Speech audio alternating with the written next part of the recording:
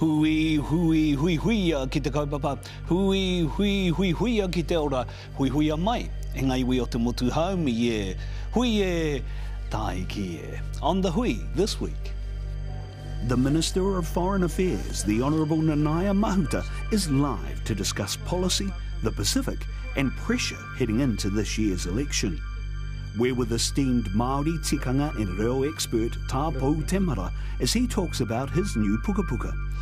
Plus, we meet the auntie who knows heaps and has found her own fan club online as a supermarket savings guru.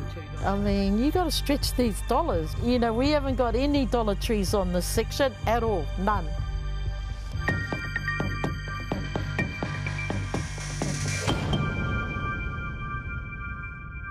Ko te akaka o te rangi ki te hunga kōrero, no reira e kara ngā maru e te Huawei Temara, moi mai rā. Ko te akaka o te whenua ki a tātou o te Aotearoa Ati Hewa Māori ora ki a tātou katoa, and welcome back to the Hui. From dealing with the Russia-Ukraine war to the rising tensions between the US and China, fraught relationships across the region, the impact of climate change in the Pacific, and the UN Oceans Treaty, Foreign Affairs Minister Nanaia Mahuta has more than enough kaupapa on her plate.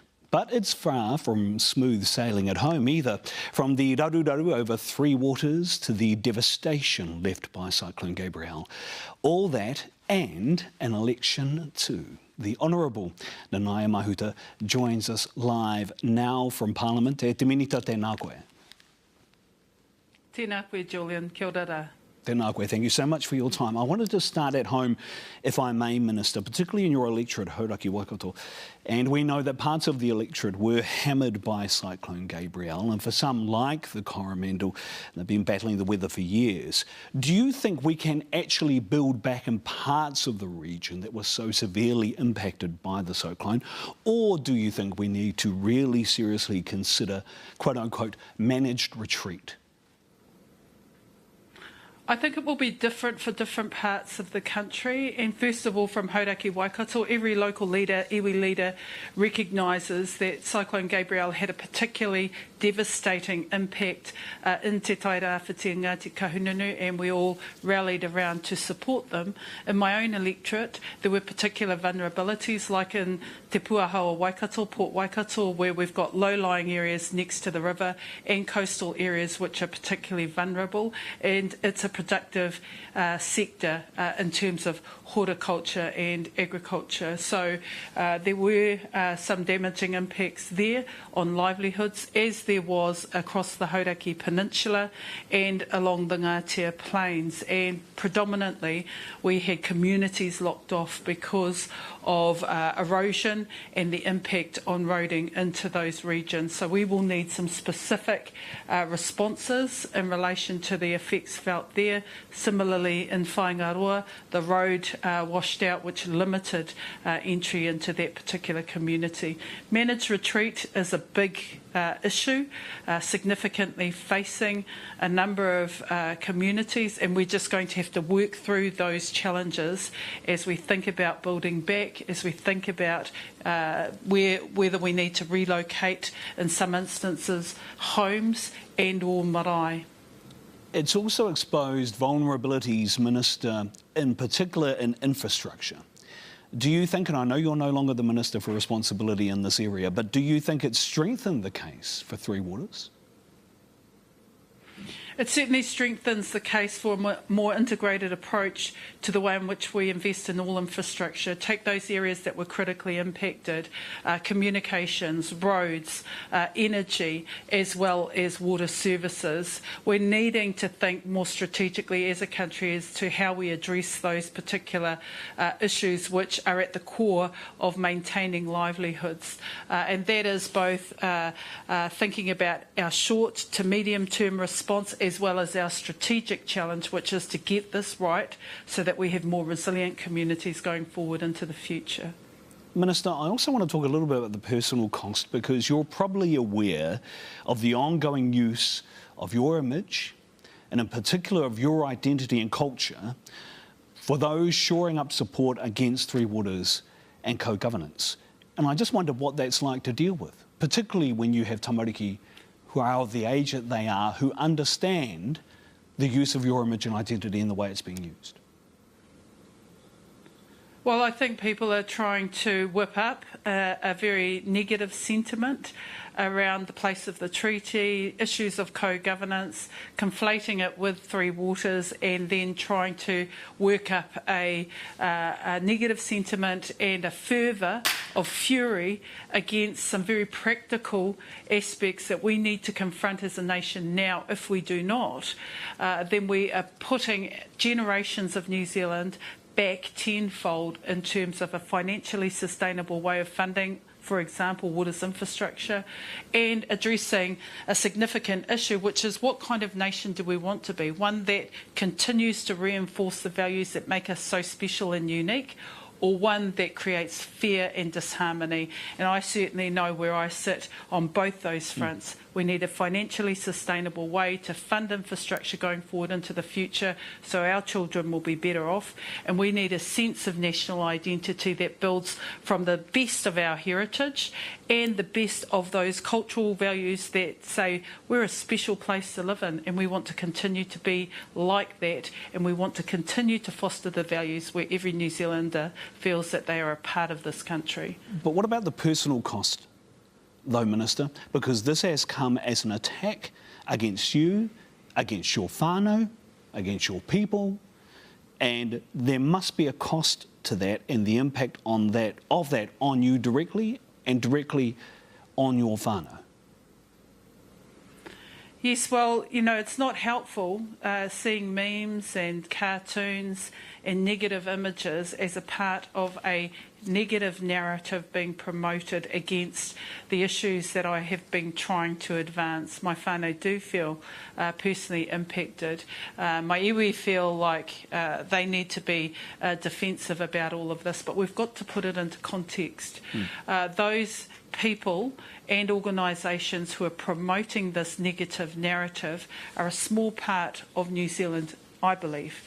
And I believe most New Zealanders are fair-minded. They want a better go for all our kids, and they actually want to evolve past some of the harshest experiences that we've had as a country dating way back into the 1860s. So in my mind, we have to elevate the conversation to a place that is well informed, well articulated, and have the best interests of all New Zealanders at heart.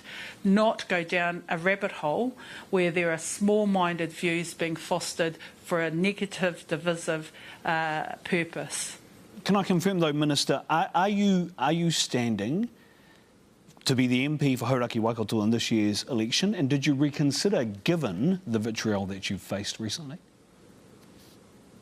Yeah, look, every 3 years when an election comes up, you always reconsider, have I done enough, or have I gone as far as I can go? It's been my privilege to serve Hauraki Waikato. I have put my name forward to stand again, and ultimately the decision is in the hands of electors in Hauraki Waikato. If they think that I've done enough, they will support me. I believe I have a lot to give our region, but I also believe that during this difficult time, when we're dealing with so many complex challenges, both domestically and internationally, that I bring a different perspective around the decision-making table for the benefit of Hauraki Waikato and the country at large. Minister, let's talk about some of those international issues. The Prime Minister, the current Prime Minister, said that the approach to our foreign policy will remain the same as that under the former Prime Minister, Jacinda Ardern. So can you tell me, how has an Indigenous approach to foreign policy been implemented and strengthened under the approach of the current Prime Minister, Chris Hipkins? Yes, well, first of all, New Zealand has a long-standing track record of defending its independent foreign policy. At the heart of that independent foreign policy are things that we have experienced that have impacted on shaping the identity of a small country based in the Pacific and how we reflect our values across the world. Take, for example, a nuclear-free Pacific based on our experience. That has been a defining part of the architecture that we continue to say is important important for our region and sets regional norms. The fact that we uphold international rules and norms, because we know as a small country we need those rules and norms to govern the way that we relate to the global community, the way that we uphold, for example, our values around the Pacific, preservation of stability and peace. And then when we insert an Indigenous perspective, what we are signalling to the rest of the world that ultimately our relationships will matter more and more in a complex and challenging time. And if we do believe that relationships are at the heart of all sorts of arrangements, whether it be for security purposes, addressing climate change, for trade and economic benefits, the Indigenous to Indigenous connection adds another layer and dimension that will continue to put New Zealand in a different light and in a way that we can assert those types of interests that are good for all of us. Do you, and will that lead, gee, there's so much more to ask, but will that help lead the way in which you interact in your next trip to Fiji, which is happening next week, I think, given the new government there, and of course with Sitiviti, as well as the new Prime Minister there in Fiji? Is that going to help, is that going to be the way in which you engage in Fiji over the next few days?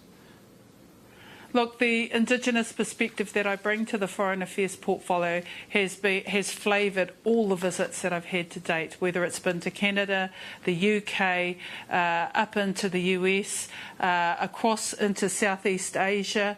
When I think about Malaysia, Indonesia, UAE, the Indigenous perspective has been an intrinsic part of how I convey New Zealand's interests. What that's provided is an opportunity to make that cultural connection, and for countries like Japan, for example, to say we want to deepen that cultural connection, because inherent in that is a respect for each other's perspectives on the way that we view the world, what is happening, these really strategic challenges, complex challenges, and the way that we think about our advantage and opportunity by working together into the future. And it's an exciting time. It is indeed. E te minita tēnā koe, thank you so much for your time. We really appreciate it. The Foreign Minister there, Nanaia Mahuta. E haere ake nei I tā tātou hui e te iwi, ko Auntie Knows Heaps te kaupapa kei te paeroa, me tāna whakararata I a iano ki ngā tamatoa o te auriki.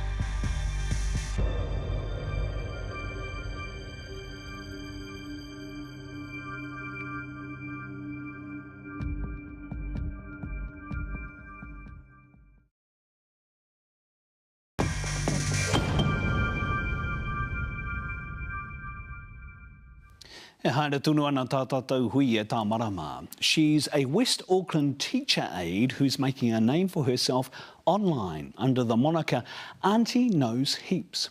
Angela Te Whata is the brains behind the hilarious social media account, delivering budgeting tips in an entertaining way. As the cost of living crisis continues to bite, Rarani Pereira learns more about the clued-up consumer auntie we all need in our life right now. Okay, so you've got number one Warriors stalker freak here. Not in a creepy way. Hi. Hello. I'm coming to interview. Oh, cool. Yeah. I'm Ange. Nice to meet you. Oh, you too. You too. She's a hardcore Warriors fan, but West Auckland's Angela Te Whata has attracted a strong social media following of her own. As supermarket savings guru, Auntie Knows Heaps. My total was $582. My first Costco video was, I think it was about 3 weeks after they opened, and me and my friend went up there did some shopping, and then I came home. I've already rung husband and let him know. So he's got hours and hours and hours to calm down before he gets home. Nah, he's not that. So I just chucked my phone in the kitchen and I was going through all my shopping. These are $20. These will probably last us for ages because I don't see many people using them in this house. When I finished, it was 25 minutes and I thought, no one's going to watch this. But I thought, who cares anyway? I just shoved it on the page and it just went crazy. Now, these are wide butts as well, so wide. It won't miss anything. And people were laughing, like quoting stuff that I was saying as well. Her home videos also feature the mum of four's whānau. Mum started making videos from, like, lockdown, I think, when lockdown first started. Just little ones. Like, funny ones for the family. Sometimes it gets really boring when you're out doing the fruit and veggies, so then you just have to... When she does videos in public sometimes, people will be staring at us because they'll be trying to figure out, is that the lady off Facebook? And we're just like, Mum, people are staring again. Like, My whānau have been cool, man. Like, they have actually. My husband's, he just rides along with it. Say goodnight to Manapuff. Lemon meringue over there. What do we call them? Apple crumble with custard.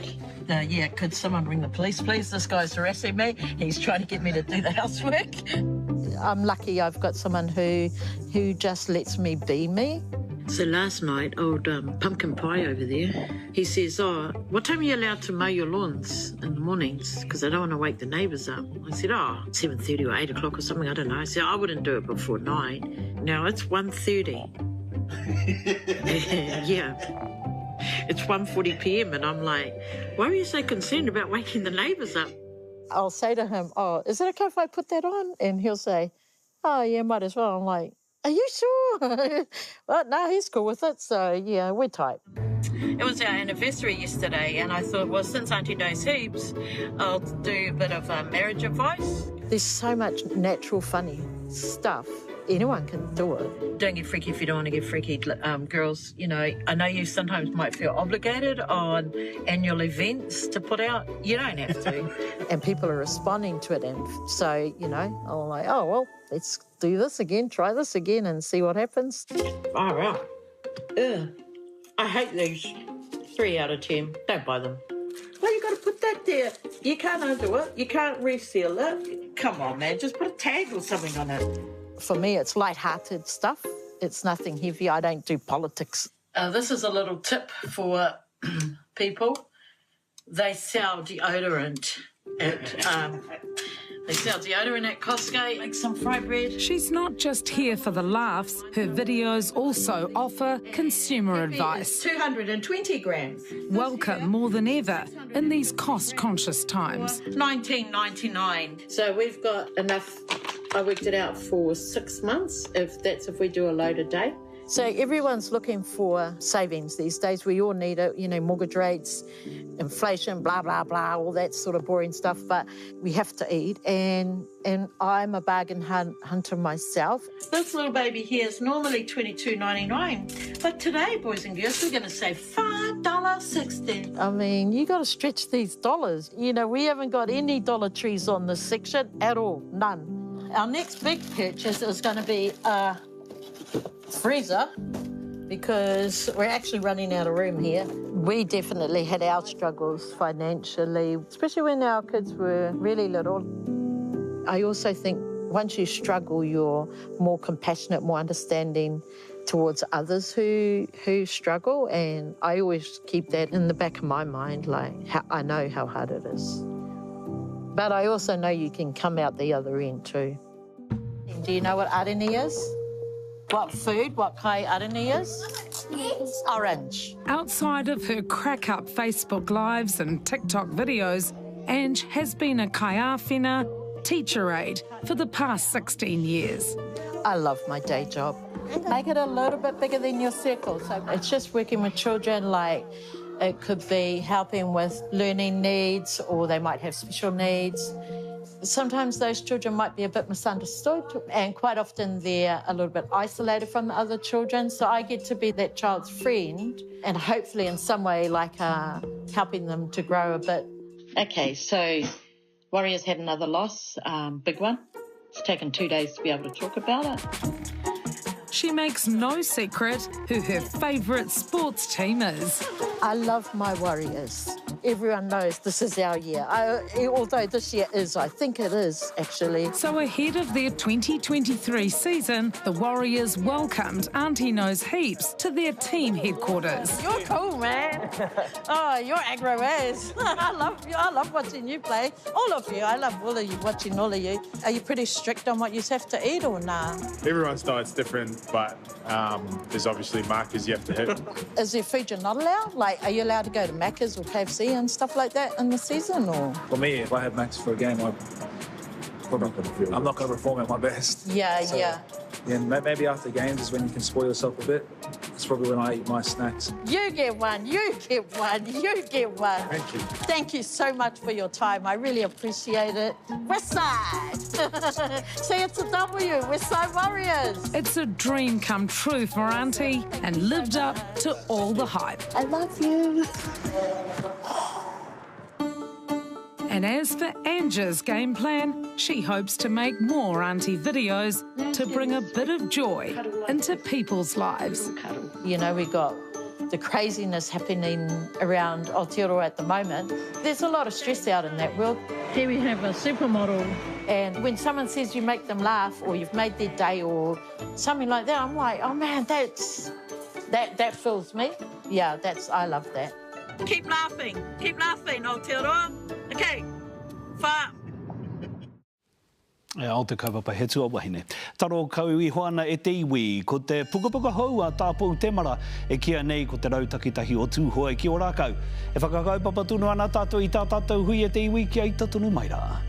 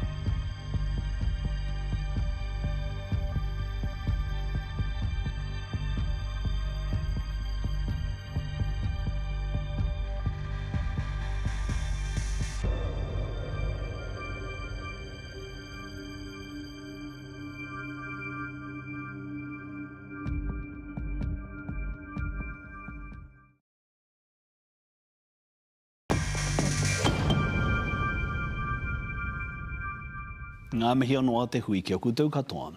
Tāpou Temara is one of Te Ao Māori's most renowned tohunga and leaders. The tūhoe historian, academic and te reo and tikanga expert has carved a career which spans a number of decades. But his latest book, Te Rautakitahi o Tūhoe ki o Rākau, is one of his most special works to date.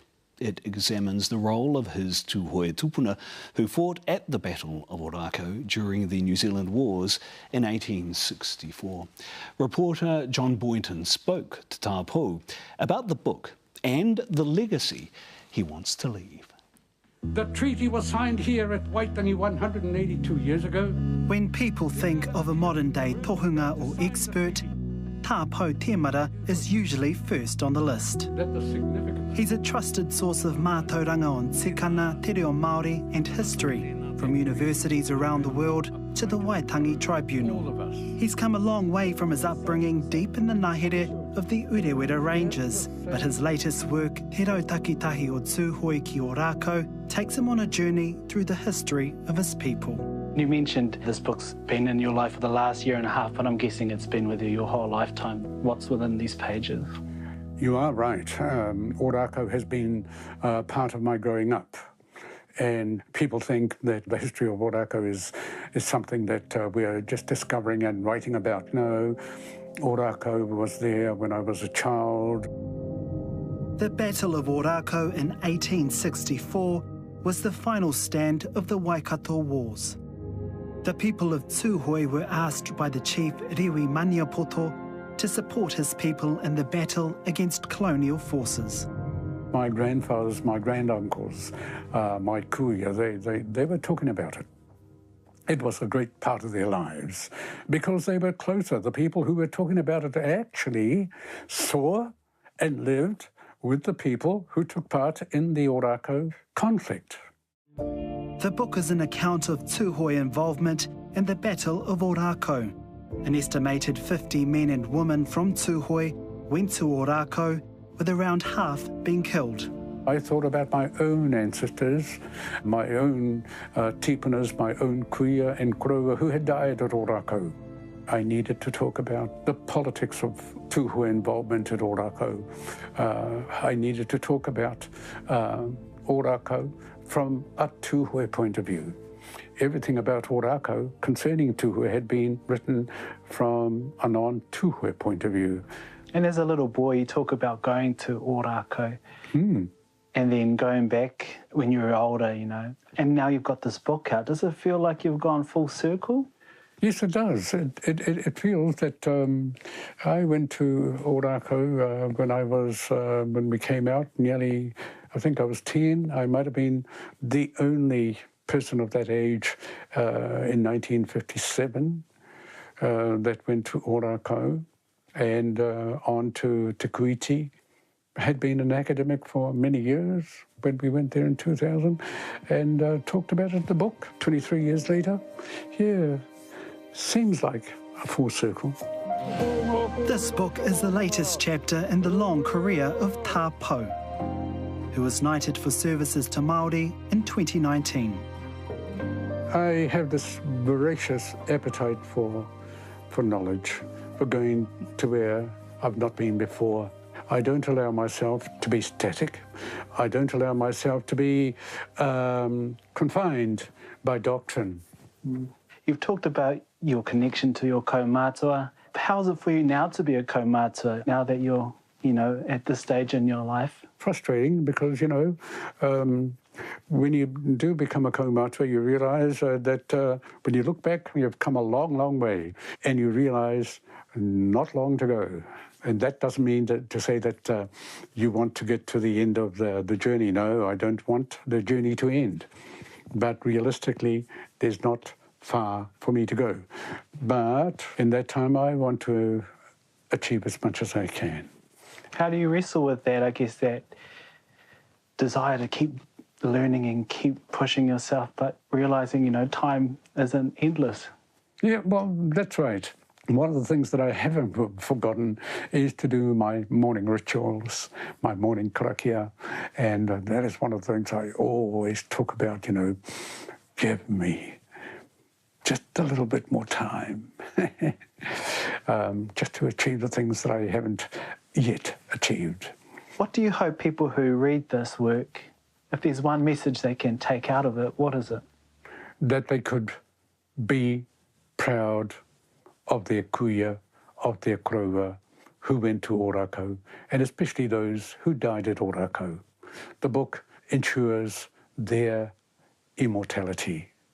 And if their kuia and koroua live, the descendants will continue to live too, because the achievements of their kuia and koroua are also their achievement. Tēnā koe kara e tā. Hei te wiki e tū mai nei, coming up next week on The Hui. Remote, rugged, and it's unreachable. Just guess it's a place where you couldn't go, but you heard about it all the time, and it was sort of like that out of reach place. Imagine still holding on to thousands of hectares of your whenua Māori, but you can't get there. That's been the struggle for over a century for the central North Island people of Mōkai Pātea. O te whakarara haere ngā kōrero te hui I tēnei wihi kua taupuki ake ngā mahi. You'll find links to our stories on our Facebook and Twitter accounts or at newshub.co.nz, or check out the whole show again on YouTube. Thank you very much for watching this week. Kia mau ki te tūranga o taputapu Atea, haumi e, hui e, tahiki e.